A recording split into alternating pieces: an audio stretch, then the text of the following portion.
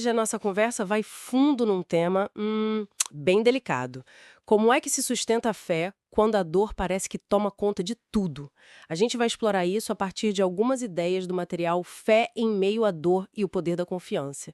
E olha, o material não alivia ao descrever o impacto da dor, né? Fala como ela pode, tipo, calar a nossa alma mesmo, sabe? Drenar a força física, confundir a mente. E aí a fé parece uma coisa distante, quase impossível de alcançar. O que nos leva à pergunta que essa fonte tenta responder. Existe algum segredo, alguma, sei lá, chave para manter essa fé acesa quando tudo parece desmoronar? Ok, vamos investigar isso um pouco mais. Então, a ideia central que o texto traz é uma distinção, que parece simples, mas na verdade é bem profunda.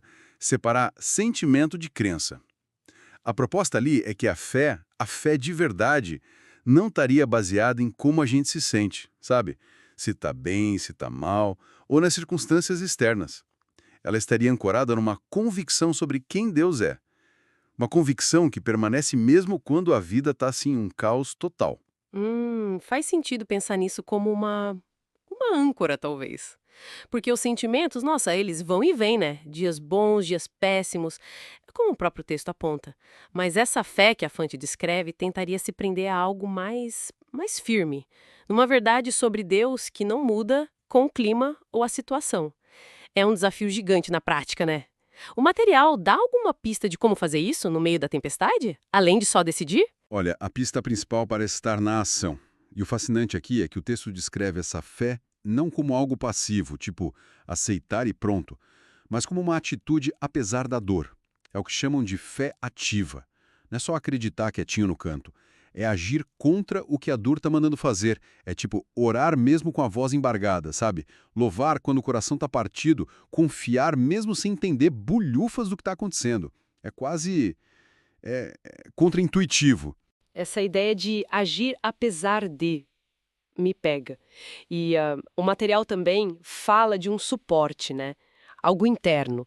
Menciona a presença do Espírito Santo, que consolaria, que diria algo como: eu tô aqui com você, mesmo no sofrimento. Exato, exatamente.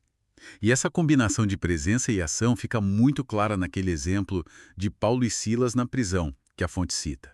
Pensa bem, eles não estavam só presos, estavam feridos, tinham apanhado, sofrido uma injustiça tremenda. A reação mais, digamos, humana seria lamentar, ficar com raiva, se calar. Mas o que eles fizeram? Escolheram cantar, louvar a Deus ali naquela situação horrível. É como se o texto usasse isso para dizer que essa atitude deles, essa fé em ação, abriu um caminho, sabe? A história bíblica fala do terremoto, das portas se abrindo.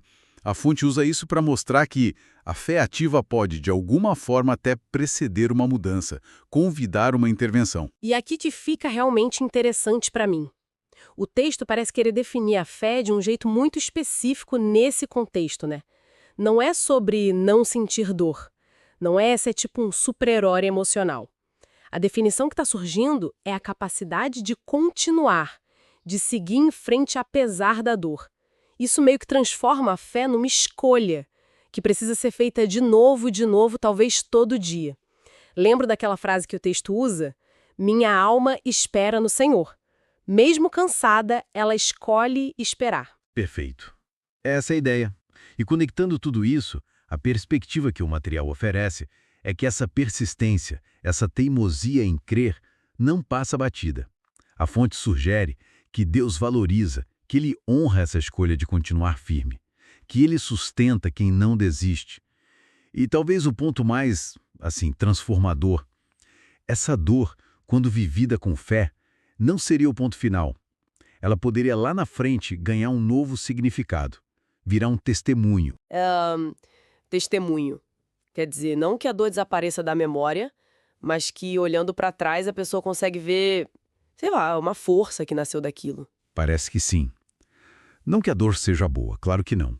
Mas a experiência de atravessá-la com fé pode gerar algo novo.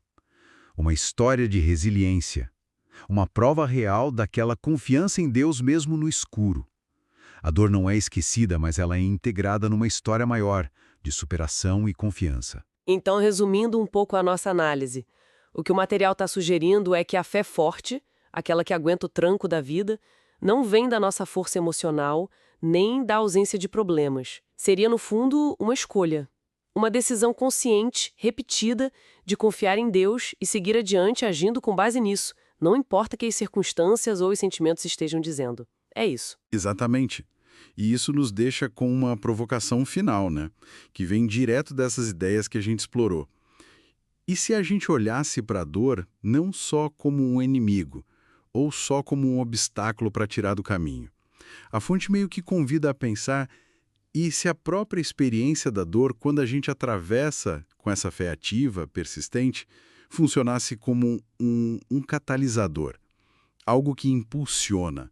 Um caminho difícil, sem dúvida nenhuma, mas talvez um caminho que possa aprofundar a fé e, no fim das contas, transformar a própria cicatriz num testemunho forte. Fica a pergunta no ar. Que outras visões surgem quando a gente encara a adversidade também por esse ângulo?